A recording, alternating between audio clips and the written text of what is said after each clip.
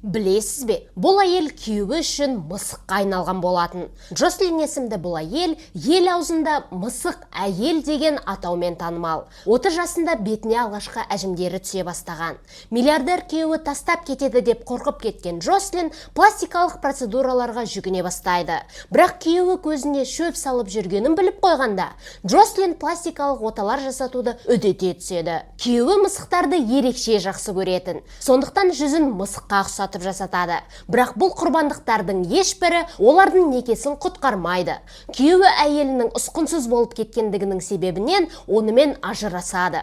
Бірақ ажырасу барысында Джослин сот шешімімен күйеуінен $2 миллиард өндіріп алған екен. Қазіргі таңда Джослин 76 жаста, миллиардер және жас күйеуі бар. Өзін бақытты деп санайды екен.